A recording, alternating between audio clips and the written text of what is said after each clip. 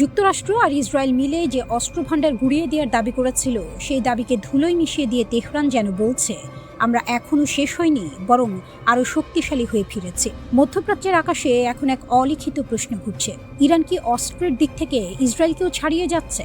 সাম্প্রতিক যুদ্ধের পর যুক্তরাষ্ট্র আর ইসরায়েলের শাসকরা গলা ফাটিয়ে দাবি করেছিলেন ইরানের সামরিক শক্তি একেবারে ধ্বংসস্তূপে পরিণত হয়ে গেছে। কিন্তু তেহরান যেন তাদের সেই দম্ভকে বৃদ্ধাঙ্গুলি দেখিয়ে জানিয়ে দিল, তারা আরও ভয়ঙ্কর, আরও উন্নত অস্ত্র তৈরি করে ফেলেছে। এমন অস্ত্র যা দিয়ে ভবিষ্যতের যে কোনো যুদ্ধে ইহুদিবাদীদের মুখোমুখি দাঁড়াতে পিছপা হবে না ইরানের সামরিক বাহিনী। এদিকে আন্তর্জাতিক মহলে গুঞ্জন আরও জোরালো হচ্ছে। মার্কিন আগ্রাসন ঠেকাতে এবার পারমাণবিক অস্ত্রের পথে হাঁটতে চলেছে ইরান। তাহলে কি সত্যিই মধ্যপ্রাচ্যের নতুন পরাশক্তি হয়ে উঠতে চলেছে এই দেশ? সর্বোচ্চ সামরিক শক্তি প্রয়োগ করেও ইরানকে দমাতে পারেনি ইহুদিবাদীরা, বরং সাম্প্রতিক যুদ্ধের আড়ালে আসল পরিকল্পনা ছিল আরও ভয়ঙ্কর। ইরানের সরকার ব্যবস্থাকে উৎখাত করার ষড়যন্ত্র করেছিল যুক্তরাষ্ট্র ও ইসরায়েল, কিন্তু সেই চক্রান্তে ব্যর্থ হয়ে অবশেষে সাময়িক শান্তির পথ বেছে নিতে বাধ্য হয় তারা। তবে পেছন থেকে এখনও ইরান বিরোধী ষড়যন্ত্রমূলক তৎপরতা থামায়নি ওয়াশিংটন ও তেল আবিব। মার্কিন প্রেসিডেন্ট ডোনাল্ড ট্রাম্প নিজেই দাবি করেছিলেন ইরানের সামরিক শক্তিকে গুড়িয়ে দিতে সফল হয়েছে যুক্তরাষ্ট্র, কিন্তু বাস্তবতা ছিল সম্পূর্ণ ভিন্ন। কুয়েত আর বাহরাইন সহ মধ্যপ্রাচ্যের একাধিক দেশে থাকা অন্তত 8টি মার্কিন সামরিক ঘাঁটিতে মিসাইল হামলা চালিয়ে নিজেদের আসল শক্তির জানান দিয়েছে তেহরান। শুধু তাই নয়, ইহুদিবাদীদের প্রবল আগ্রাসনের মাঝেও যে ইরানের সর্বোচ্চ সামরিক শক্তি অর্জনের যাত্রা একটুও থামেনি, এই বার্তাই দিয়েছেন ইরানি সেনাবাহিনীর বিমান প্রতিরক্ষা ইউনিটের deputy commander brigadier general Mohammad Yousefi Khoshkal. তিনি স্পষ্ট ভাষায় জানিয়েছেন, ইরানের শক্তিশালী ক্ষেপণাস্ত্রগুলো সাম্প্রতিক যুদ্ধে ইসরায়েলের গর্বের আয়রন ডোম এয়ার ডিফেন্স সিস্টেমকেও সফলভাবে ভেদ করেছে। এই একটি ঘটনাই যেন প্রমাণ করে দিয়েছে ইরানের সামরিক প্রযুক্তি ঠিক কতটা উন্নত হয়ে উঠেছে। যুদ্ধক্ষেত্রের জন্য অত্যাধুনিক ড্রোন আর দ্রুতগতির ক্ষেপণাস্ত্র তৈরি করা এখন তেহরানের জন্য এক প্রকার রুটিন কাজে পরিণত হয়েছে। বিমান প্রতিরক্ষা ব্যবস্থার আধুনিকায়নে উল্লেখযোগ্য সাফল্য পেয়েছে দেশটি। 29 জুন এক প্রতিবেদনে এই তথ্য নিশ্চিত করেছে ইরানের রাষ্ট্রীয় সম্প্রচার মাধ্যম প্রেস টিভি। আর সবচেয়ে চমকপ্রদ তথ্যটি আসে খোদ যুক্তরাষ্ট্রের প্রতিরক্ষা দপ্তর পেন্টাগনের প্রতিবেদন থেকেই। সাম্প্রতিক 40 দিনের যুদ্ধে যুক্তরাষ্ট্রের অন্তত 42টি যুদ্ধবিমান ও আত্মঘাতী ড্রোনকে আকাশ থেকে ভূপাতিত করতে সক্ষম হয়েছে ইরান। এর ফলে প্রায় 2.6 বিলিয়ন মার্কিন ডলারের ক্ষতির মুখে পড়েছে যুক্তরাষ্ট্র।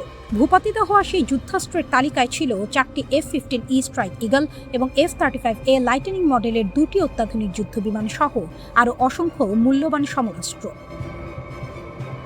এদিকে থেমে নেই ইসরায়েলও। ইরানের বিরুদ্ধে নতুন করে উস্কানি দিতে দেশটির আশপাশে নিজেদের যুদ্ধবিমান উড়িয়েছে তেল আবিব। কিন্তু এই উস্কানির জবাবে একেবারে স্পষ্ট হুঁশিয়ারি দিয়েছে ইরানের শীর্ষ সামরিক কমান্ড খাতাম আল আম্বিয়া কেন্দ্রীয় সদর দপ্তর। তারা সরাসরি জানিয়ে দিয়েছে, প্রতিবেশী দেশগুলোর আকাশসীমায় ইসরায়েলি যুদ্ধবিমানের উড্ডয়নকে নিজেদের বিরুদ্ধে সরাসরি হুমকি হিসেবে বিবেচনা করছে তারা। যুক্তরাষ্ট্র যদি ইসরায়েলকে এই আগ্রাসন থেকে বিরত না রাখে, তাহলে এর কড়া জবাব দিতে দ্বিধা করবে না ইরান। সাইরেন, বিস্ফোরণ, ড্রোনের গুঞ্জন, সব মিলিয়ে যুদ্ধ এক ভয়ঙ্কর অধ্যায়ে প্রবেশ করেছে।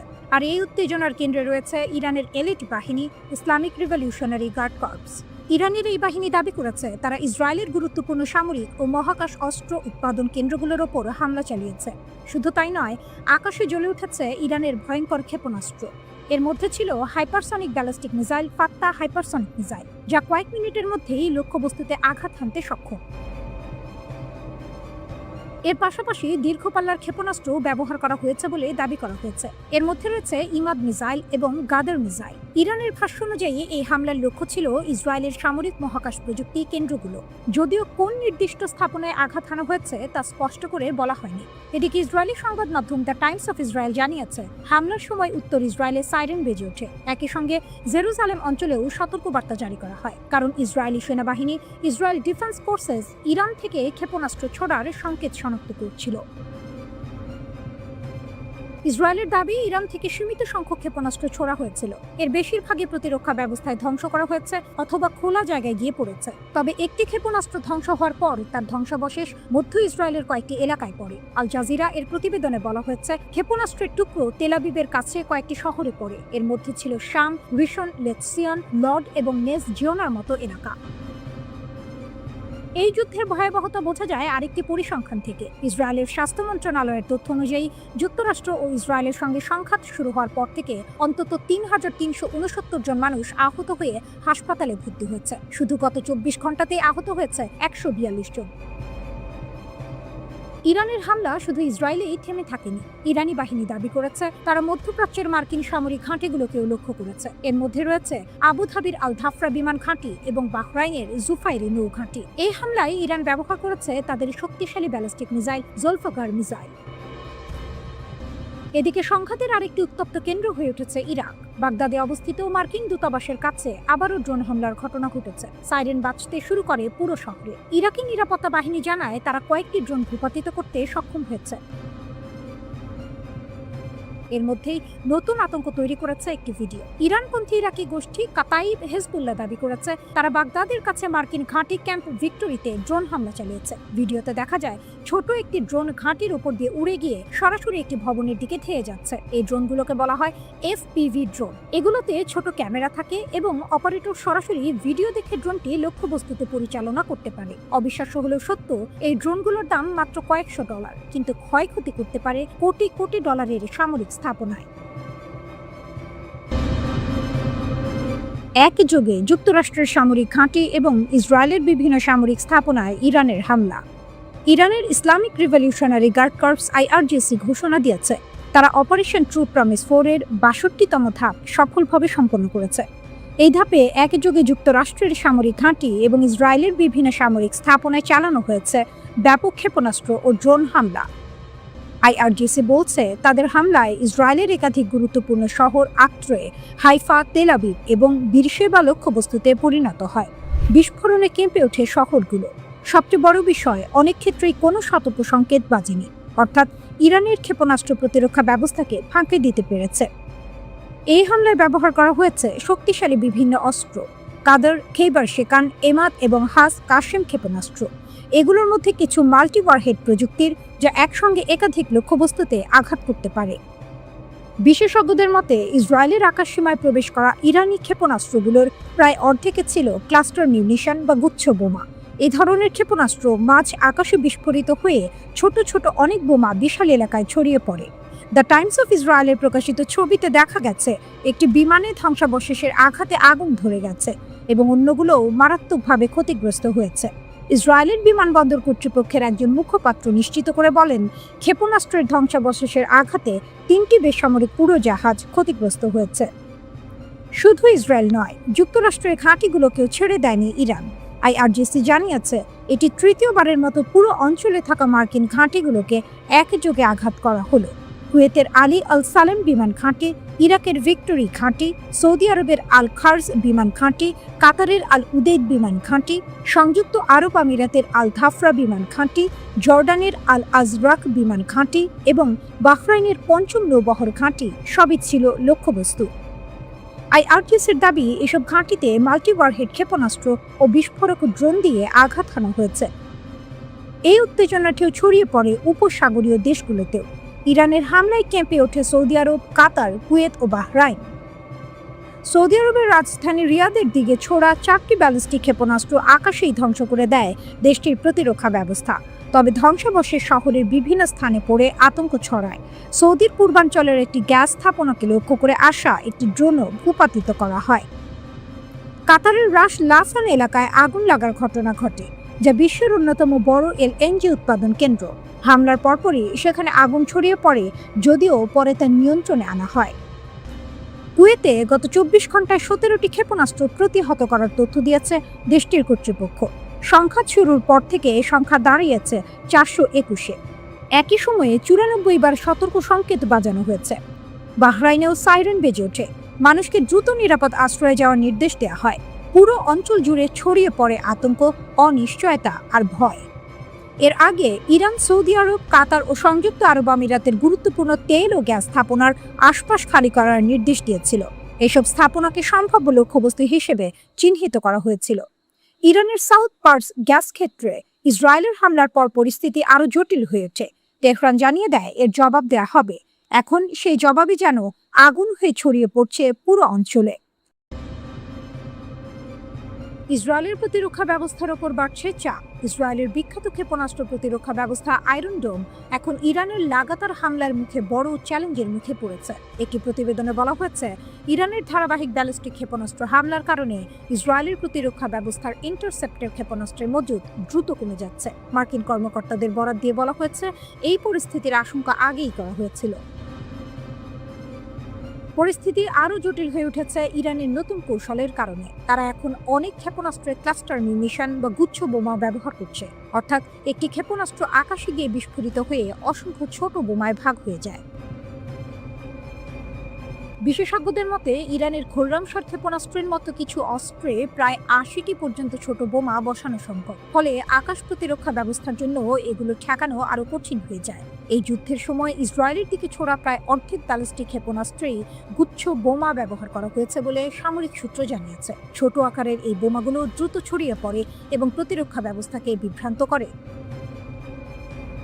এদিকে যুক্তরাষ্ট্রের প্রেসিডেন্ট ডোনাল্ড ট্রাম্প বলেছেন, যুক্তরাষ্ট্রের কাছে প্রায় সীমাহীন গোলাবারুদের মজুদ রয়েছে। হোয়াইট হাউসের কর্মকর্তারাও দাবি করেছেন, যুক্তরাষ্ট্র তাদের ঘাঁটি ও স্বার্থ রক্ষার জন্য যথেষ্ট সামরিক সক্ষমতা ধরে রেখেছে। ইরান ঘোষণা করেছে, ইরান তাদের সামরিক অভিযানে ৫৪তম হামলার ঢেউ চালিয়েছে। বিশ্লেষকদের মতে, এই নতুন হামলা যুদ্ধকে আরও ভয়াবহ এক পর্যায়ে নিয়ে গেছে। ইরানের রাষ্ট্রীয় সম্প্রচার মাধ্যম Islamic Republic of Iran broadcasting জানিয়েছে, সর্বশেষ এই হামলায় প্রথমবারের মতো ব্যবহার করা হয়েছে সেজিল মিসাইল নামের শক্তিশালী ব্যালিস্টিক ক্ষেপণাস্ত্র, যা বাংলায় সেজিল ক্ষেপণাস্ত্র নামে পরিচিত। যুদ্ধ শুরু হওয়ার পর এই প্রথম এই ক্ষেপণাস্ত্র ব্যবহারের খবর পাওয়া গেল। ইরানের বিপ্লবী গার্ড বাহিনী ইসলামিক রিভলিউশনারি গার্ড কর্পস জানিয়েছে, এই হামলাগুলো ছিল সাম্প্রতিক আক্রমণে ইরানের বেসামরিক কারখানার শ্রমিকদের নিহত হওয়ার প্রতিশোধের প্রথম ধাপ। তাদের ভাষ্য অনুযায়ী এই অভিযানে শুধু ইসরায়েলের লক্ষ্যবস্তু নয়, মধ্যপ্রাচ্যের বিভিন্ন অঞ্চলে থাকা মার্কিন সামরিক স্থাপনাও টার্গেট করা হয়েছে। এর আগের কয়েকদিন ধরেই ধারাবাহিকভাবে হামলার ঢেউ চালাচ্ছে ইরান। উদাহরণ হিসেবে ৫২তম হামলার ঢেউয়ের কথা উল্লেখ করা হয়েছে। সেই অভিযানে ক্ষেপণাস্ত্র ও ড্রোনের সমন্বয়ে হামলা চালানো হয় ইসরায়েলের প্রধান শহর তেল আবিবের একটি শিল্প এলাকায়। সেখানে ইসরায়েল সংশ্লিষ্ট কয়েকটি কোম্পানিকে লক্ষ্য করে আঘাত হানা হয় বলে দাবি করেছে ইরান। একই হামলায় ইরানের বিপ্লবী গার্ড বাহিনী জানিয়েছে, তারা অঞ্চলে থাকা ৩টি মার্কিন সামরিক স্থাপনাকে লক্ষ্য করে আঘাত করেছে। এর মধ্যে ছিল যুক্তরাষ্ট্রের সেনাদের ব্যবহৃত সামরিক স্থাপনা এবং সমাবেশের স্থান। ইরানের কর্মকর্তারা আরও দাবি করেছেন, শক্তিশালী ক্ষেপণাস্ত্র ও যুদ্ধ ড্রোন ব্যবহার করে ইরাকের হারির বিমান ঘাঁটিতে হামলা চালানো হয়েছে। পাশাপাশি কুয়েতের আলী আল সালেম বিমান ঘাঁটি এবং আরিফসান সামরিক ঘাঁটিতেও আঘাত হানা হয়েছে। এরপর আসে ৫৩তম হামলার ঢেউ। সেই হামলায় ইরান ব্যবহার করে তাদের উন্নত হাইপারসনিক ক্ষেপণাস্ত্র। ইরানের দাবি অনুযায়ী ফাত্তাহ ক্ষেপণাস্ত্র এবং খাইবার শেকান ক্ষেপণাস্ত্র ড্রোনের সঙ্গে সমন্বয় করে ব্যবহার করা হয়। লক্ষ্য ছিল সংযুক্ত আরব আমিরাতের আল ধাফরা বিমান ঘাঁটিতে অবস্থানরত মার্কিন সেনা ঘাঁটি। ইরানের দাবি, এই ঘাঁটি তাদের বিরুদ্ধে সামরিক অভিযানে গুরুত্বপূর্ণ গোয়েন্দা ও সহায়তামূলক ভূমিকা পালন করছিল। রাতের নীরবতা ভেঙে হঠাৎই বিস্ফোরণের শব্দ। ইসরায়েলের মধ্যাঞ্চলে আঘাত হেনেছে ইরানের সন্দেহভাজন ক্লাস্টার বোমা হামলা। ধ্বংসস্তূপে পরিণত হয়েছে কয়েকটি বাড়ি, আর সেই দৃশ্য ক্যামেরায় ধরা পড়তেই নতুন করে শুরু হয়েছে প্রশ্ন, এই যুদ্ধের পাল্লা কি ধীরে ধীরে ইরানের দিকেই ছুটছে? ভোরের দিকে ইসরায়েলের মধ্যাঞ্চলে অন্তত ২টি ক্ষেপণাস্ত্র আঘাত হানার খবর নিশ্চিত করা হয়েছে। স্থানীয় সূত্র এবং উদ্ধারকর্মীরা বলছেন, হামলার ধরন দেখে ধারণা করা হচ্ছে এগুলো ছিল ক্লাস্টার টাইপের ওয়ারহেড। এমন অস্ত্র একবার আঘাত করলে আশপাশে একাধিক বিস্ফোরণ ঘটাতে পারে, যা বসতবাড়ির জন্য অত্যন্ত ভয়াবহ। ঘটনার পরপরই প্রকাশিত ভিডিও ফুটেজে দেখা যায়, একটি আবাসিক এলাকায় একটি বাড়ি আংশিক ধ্বংস হয়ে গেছে। দেয়াল ভেঙে পড়েছে, জানালা উড়ে গেছে, আর চারপাশে ছড়িয়ে আছে ধ্বংসাবশেষ। মাত্র একদিন আগেই একই ধরনের হামলায় শতাধিক মানুষ আহত হয়েছিল, ফলে আতঙ্ক এখনো কাটেনি। ইসরায়েলি সংবাদ মাধ্যম জানায়, রাতের পর রাত আকাশে সাইরেন বাজছে। বিশেষ করে তেল আবিব এলাকায় বারবার সতর্কবার্তা দেওয়া হচ্ছে, কারণ ইরানের ক্ষেপণাস্ত্র হামলা থামার কোনো লক্ষণ নেই। ১৫ মার্চের সিসিটিভি ফুটেজে দেখা যায়, তেল আবিবের একটি সড়কে সরাসরি আঘাত হানে একটি ইরানি ক্ষেপণাস্ত্র। মুহূর্তেই বড় বিস্ফোরণ ঘটে এবং আশপাশে ক্ষয়ক্ষতি হয়। পরে জরুরি সেবা সংস্থা ও পুলিশ সেই ঘটনার সত্যতা নিশ্চিত করে।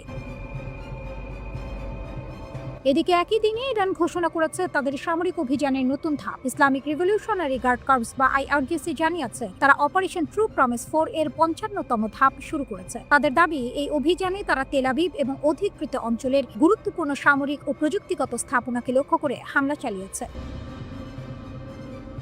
IRGCর বিবৃতিতে বলা হয়েছে উচ্চ নির্ভুলতার এবং ভারী ওয়ারহেড বহনকারী ক্ষেপণাস্ত্র ব্যবহার করা হয়েছে। এর মধ্যে ছিল হাইপারসনিক ক্ষমতা সম্পন্ন ক্ষেপণাস্ত্র, শক্তিশালী ব্যালিস্টিক মিসাইল এবং আক্রমণকারী ড্রোন। শুধু ইসরায়েলি নয়, মধ্যপ্রাচ্যের বিভিন্ন স্থানে অবস্থিত মার্কিন সামরিক ঘাঁটিকেও লক্ষ্য করা হয়েছে বলে দাবি করেছে তারা। তাদের ভাষ্য অনুযায়ী আল ধাফরা বিমান ঘাঁটি, জুফাইরি নৌ ঘাঁটি এবং আরও কয়েকটি সামরিক স্থাপনায় আঘাত হানা হয়েছে।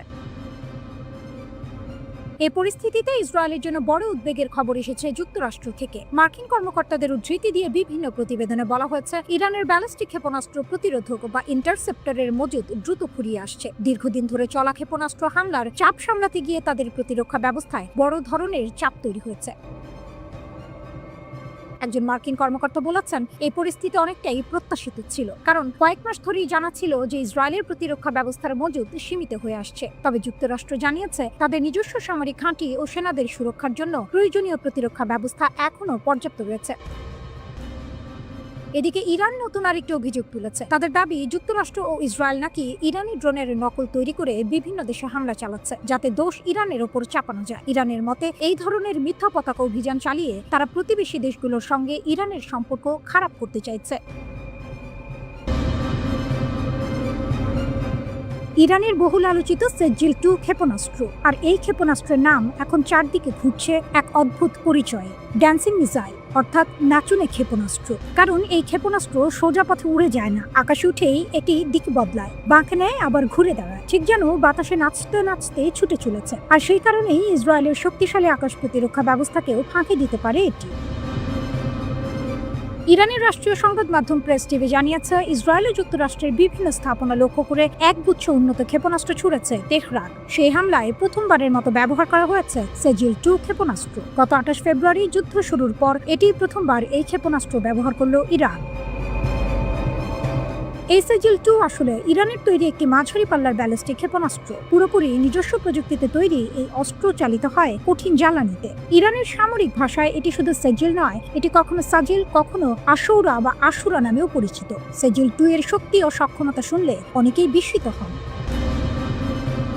এই ক্ষেপণাস্ত্র প্রায় 2000 কিলোমিটার দূরের লক্ষ্যবস্তুতে আঘাত হানতে পারে, অর্থাৎ মধ্যপ্রাচ্যের বিস্তীর্ণ অঞ্চল এর আওতায় পড়ে। এটি প্রায় 700 কেজি ওজনের যুদ্ধাস্ত্র বহন করতে সক্ষম। কিন্তু শুধু দূরত্ব বা ওজনই এর বিশেষত্ব নয়, এই ক্ষেপণাস্ত্রের সবচেয়ে ভয়ঙ্কর বৈশিষ্ট্য হলো এর গতিপথ। সাধারণ ক্ষেপণাস্ত্র আকাশে উঠলে নির্দিষ্ট পথে এগোয়, কিন্তু সেজিল-2 আকাশে অনেক উঁচুতে উঠে দিক পরিবর্তন করতে পারে, কখনো বাঁক নেয়, কখনো গতি বদলায়, আবার কখনো হঠাৎ দিক ঘুরিয়ে লক্ষ্যবস্তুতে আঘাত হানে। এই অপ্রত্যাশিত চলনই ইসরায়েলের মতো শক্তিশালী প্রতিরক্ষা ব্যবস্থাকে বিভ্রান্ত করে দেয়। ঠিক এই কারণেই সামরিক বিশ্লেষকেরা একে বলেন ড্যান্সিং মিসাইল, অর্থাৎ নাচতে নাচতে এগিয়ে চলা ক্ষেপণাস্ত্র। ওয়াশিংটন ভিত্তিক গবেষণা প্রতিষ্ঠান centre for strategic and international studies CSIS জানিয়েছে সেজিল ক্ষেপণাস্ত্রের দৈর্ঘ্য প্রায় 18 মিটার, এর ব্যাস প্রায় 1.25 মিটার, আর পুরো ক্ষেপণাস্ত্রটির ওজন প্রায় 23,600 কেজি। এর কঠিন জ্বালানি ব্যবস্থায় ইরানকে বড় কৌশলগত সুবিধা দিয়েছে, কারণ কঠিন জ্বালানির ক্ষেপণাস্ত্র খুব দ্রুত উৎক্ষেপণের জন্য প্রস্তুত করা যায়। অন্যদিকে পুরনো শাহাব সিরিজের ক্ষেপণাস্ত্রগুলো ছিল তরল জ্বালানিতে চালিত, যেগুলো উৎক্ষেপণের আগে প্রস্তুত করতে বেশি সময় লাগত।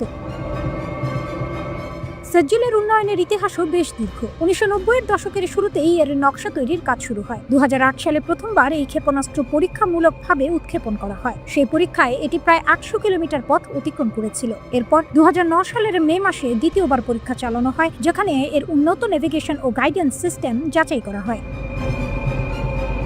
এরপর একে একে আরো 4টি পরীক্ষামূলক উৎক্ষেপণ সম্পন্ন হয়। ষষ্ঠ পরীক্ষায় এই ক্ষেপণাস্ত্র প্রায় 1900 কিলোমিটার দূরে ভারত মহাসাগরে আঘাত হানতে সক্ষম হয়েছিল। সেই থেকেই বোঝা যায় ইরান ধীরে ধীরে এর ক্ষমতা বাড়িয়ে তুলেছে।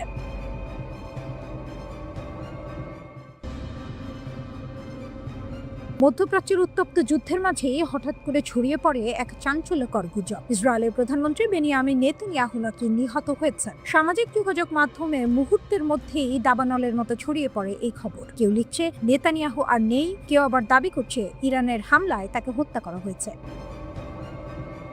কিন্তু ইসরায়েল সরকার দ্রুতই এই গুজবকে মিথ্যা বলে উড়িয়ে দেয়। প্রধানমন্ত্রীর কার্যালয় স্পষ্টভাবে জানায় নেতানিয়াহু সম্পূর্ণ সুস্থ আছেন। এক বিবৃতিতে বলা হয় প্রধানমন্ত্রী ভালো আছেন। এই বক্তব্য দেওয়া হয় তুরস্কের সংবাদ সংস্থা আনাদোলু এজেন্সিকে। তবুও গুজব থামেনি। সামাজিক মাধ্যমে নানা পোস্ট, মিম এবং বিকৃত স্ক্রিনশট ছড়িয়ে পড়ে, যা রহস্যকে আরো ঘনীভূত করে তোলে।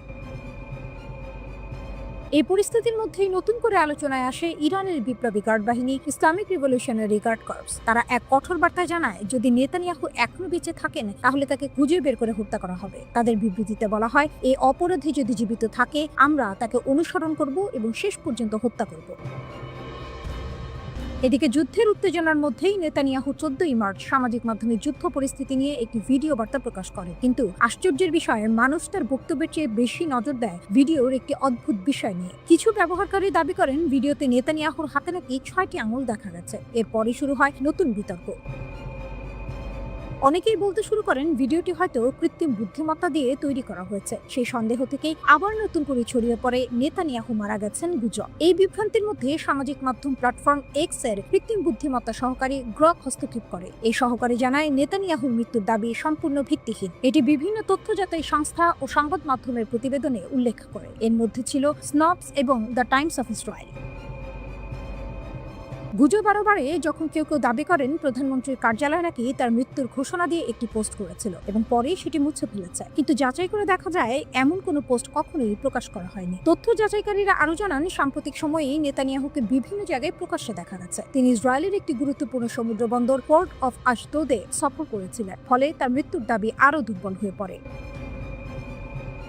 এই বিতর্কের মধ্যেই নেতানিয়াহুর স্ত্রী সারা নেতানিয়াহু সামাজিক মাধ্যমে একটি দীর্ঘ বার্তা প্রকাশ করেন। তার বক্তব্যে ছিল দৃঢ়তা ও প্রতিবাদের সুর। তিনি বলেন, দেশের ক্ষমতার কেন্দ্রবিন্দুতে একটি শক্তিশালী রাজনৈতিক লড়াই চলছে। তবে তিনি দাবি করেন ইসরায়েলের অধিকাংশ মানুষ তাদের পরিবারকে সমর্থন করে এবং সেই সমর্থনই তাদের শক্তি যোগায়। নেতানিয়াহুর মৃত্যুর এই গুজব ছড়িয়ে পড়ে এমন এক সময়ে যখন মধ্যপ্রাচ্যে যুদ্ধ দ্রুত বিস্তৃত হচ্ছে। যুক্তরাষ্ট্রের প্রেসিডেন্ট ডোনাল্ড ট্রাম্প এবং নেতানিয়াহুর নেতৃত্বে ইসরায়েল ইরানের বিরুদ্ধে কঠোর সামরিক অভিযান চালাচ্ছে। অন্যদিকে ইরান পাল্টা হামলা চালিয়ে যুক্তরাষ্ট্রের সামরিক ঘাঁটি এবং ইসরায়েলের বিভিন্ন শহরে ক্ষেপণাস্ত্র নিক্ষেপ করছে। ফলে পুরো অঞ্চল জুড়ে তৈরি হয়েছে চরম উত্তেজনা।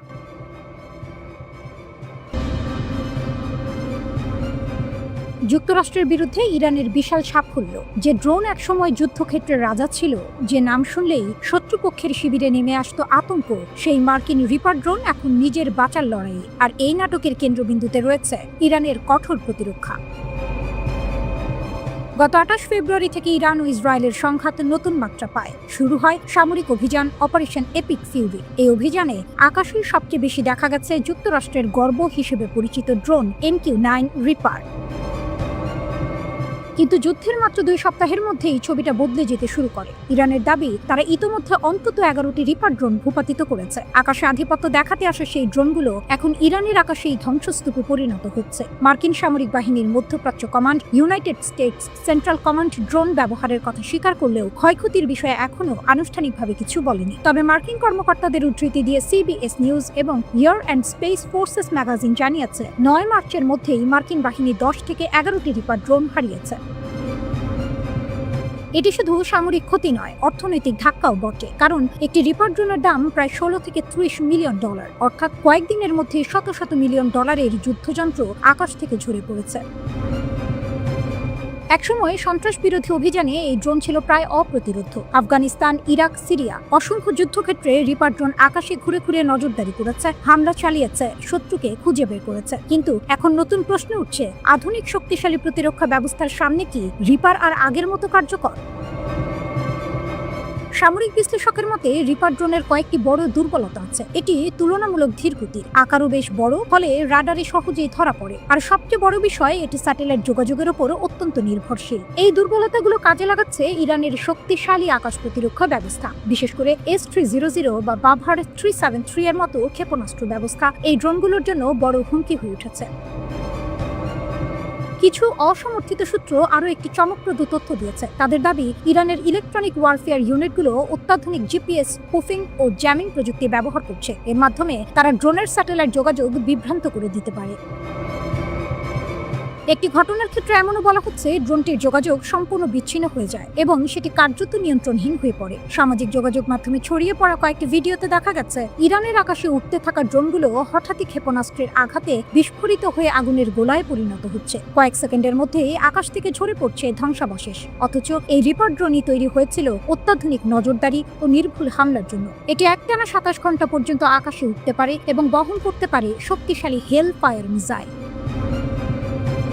অপারেশন এপিক ফিউরিতে এই ড্রোনগুলোর ভূমিকা ছিল অত্যন্ত গুরুত্বপূর্ণ। এগুলো মূলত মানববাহী যুদ্ধ বিমানকে সুরক্ষা দেওয়া, লক্ষ্যবস্তু শনাক্ত করা এবং নির্ভুল হামলার পথ তৈরি করার দায়িত্ব পালন করছিল। কিন্তু বাস্তব যুদ্ধক্ষেত্রের পরিস্থিতি অন্য গল্প বলছে। ইরানের আকাশসীমায় মার্কিন বাহিনীর নিরঙ্কুশ আধিপত্য এখনো প্রতিষ্ঠিত হয়নি, এটা স্পষ্ট হয়ে উঠছে। এখানেই শেষ নয়, গত কয়েক বছরে ইয়েমেনের হুথি বিদ্রোহীরাও বেশ কয়েকটি রিপার ড্রোন ভূপাতিত করার দাবি করেছে। এতে প্রশ্ন উঠছে, আধুনিক যুদ্ধক্ষেত্রে এই ড্রোনগুলো কতটা নিরাপদ?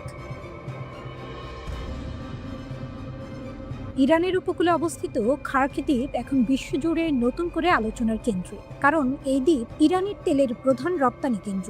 বিশেষজ্ঞদের মতে ইরানের 90% তেল এখান থেকেই রপ্তানি হয়, আর এই তেলের সবচেয়ে বড় ক্রেতা দেশ চীন। তাই যুক্তরাষ্ট্র যদি খার্ক দ্বীপে হামলা চালায়, তা সরাসরি চীনের তেল সরবরাহে প্রভাব ফেলতে পারে।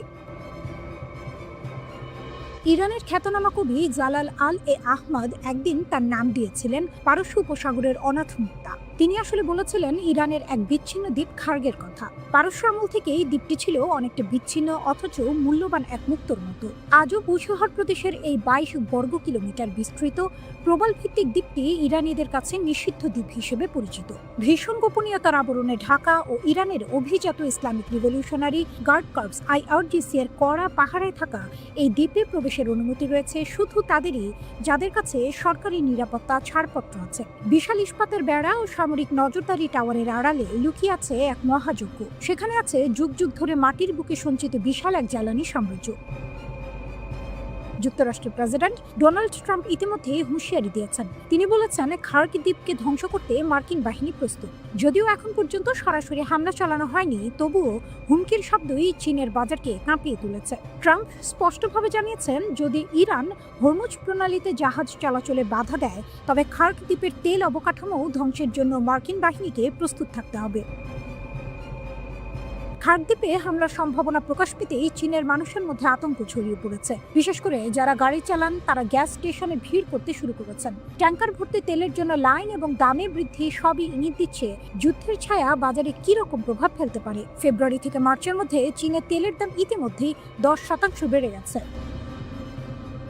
চীনের শ্যাংডং প্রদেশের তেল শোধনাগারগুলোই মূলত ইরানের অপরিশোধিত তেল প্রক্রিয়াজাত করে। 2024 সালে ইরানের রপ্তানির 91% তেলই চীন কিনেছিল। গত বছরের হিসাব অনুযায়ী চীন গড়ে দিনে 13,80,000 ব্যারেল তেল কিনেছে। তাই খার্ক দ্বীপে কোনো ধরনের বিঘ্ন সরাসরি চীনের জ্বালানি নিরাপত্তাকে হুমকির মুখে ফেলে। খার্ক দ্বীপের কৌশলগত গুরুত্ব কম নয়। ইরান উপকূল থেকে মাত্র 33 কিলোমিটার দূরে অবস্থিত এই প্রবাল দ্বীপ হরমুজ প্রণালীর 483 কিলোমিটার উত্তর পশ্চিমে অবস্থান। সমুদ্রপথে অপরিশোধিত তেল পাঠাতে এর ভূমিকা অত্যন্ত গুরুত্বপূর্ণ। মধ্যপ্রাচ্যে সংঘাতের শুরু থেকেই ইরান এখান থেকে 1,37,00,000 ব্যারেল তেল রপ্তানি করেছে। সম্প্রতি দ্বীপে বহু ট্যাঙ্কার তেল ভর্তি অবস্থায় দেখা গেছে, যা ইঙ্গিত দেয় চীনের জন্য সরবরাহের গুরুত্ব কতটা। বিশ্ববাজারে তেলের দামও এ কারণে ওঠানামা করতে শুরু করেছে। ইরান থেকে তেলের সরবরাহ কমলে বৈশ্বিক অপরিশোধিত তেলের দাম আরও বাড়বে। তেলের এই অস্থিতিশীলতা কেবল চীন নয়, পুরো বিশ্বকে প্রভাবিত করতে পারে। বিশেষজ্ঞরা বলছেন, খার্ক দ্বীপে কোনো হামলা হলে তা শুধু চীনের জ্বালানি সরবরাহের জন্য নয়, মধ্যপ্রাচ্যের রাজনৈতিক ও অর্থনৈতিক স্থিতিশীলতার জন্য বড় ধরনের চ্যালেঞ্জ হবে। চীনের মানুষ, ব্যবসায়ী এবং শিল্প প্রতিষ্ঠান ইতিমধ্যেই আতঙ্কিত। শেয়ার বাজার থেকে জ্বালানি বাজার সবখানেই প্রভাব দেখা যাচ্ছে। বড় এক দাবি করেছে ইরান। ইসরায়েলি গুরুত্বপূর্ণ গোয়েন্দা কার্যালয়ে হামলা চালানো হয়েছে। ইরানের সেনাবাহিনী জানিয়েছে তারা ইসরায়েলি সামরিক গোয়েন্দা শাখা আমান এবং বিশেষ সাইবার ইউনিট 8200 লক্ষ্য করে বড় ধরনের ড্রোন অভিযান পরিচালনা করেছে। এই আনুষ্ঠানিক বিবৃতিতে ইরানি সেনাবাহিনী জানায়, ভোররাত থেকে শুরু হওয়া এই অভিযানে ইসরায়েলের সামরিক গোয়েন্দা সদর দপ্তর, তথ্য প্রক্রিয়াকরণ কেন্দ্র এবং অধিকৃত ভূখণ্ডের কয়েকটি যুদ্ধ বিমান ঘাঁটিকে লক্ষ্যবস্তু করা হয়েছে। ইরানের দাবি অনুযায়ী এই হামলায় একাধিক গুরুত্বপূর্ণ সামরিক স্থাপনায় আঘাত হানা হয়েছে, যদিও ইসরায়েলের পক্ষ থেকে এ বিষয়ে এখনো বিস্তারিত কিছু জানানো হয়নি। তেহরান বলছে এটি ছিল প্রতিশোধের শুরু। ড্রোন ও ক্ষেপণাস্ত্র নিয়ে তাদের সশস্ত্র বাহিনী একের পর এক অভিযান চালাচ্ছে। ইরানি সেনাবাহিনী তাদের বিবৃতিতে জানিয়েছে এই অভিযান এখানেই শেষ নয়, অধিকৃত ভূখণ্ডে হামলা অব্যাহত থাকবে। তাদের ভাষায় দেশের সাহসী নেতা, বীর কমান্ডার এবং নিরপরাধ নাগরিকদের রক্তের প্রতিশোধ নেওয়া না পর্যন্ত এই অভিযান চলবে। তবে শুধু ইসরায়েল নয়, এই উত্তেজনার আগুন ছড়িয়ে পড়েছে পুরো মধ্যপ্রাচ্যে। এবার বিভিন্ন মার্কিন সামরিক ঘাঁটিতেও বড় ধরনের হামলা চালানোর দাবি করেছে ইরানের ইসলামী বিপ্লবী গার্ড কোর।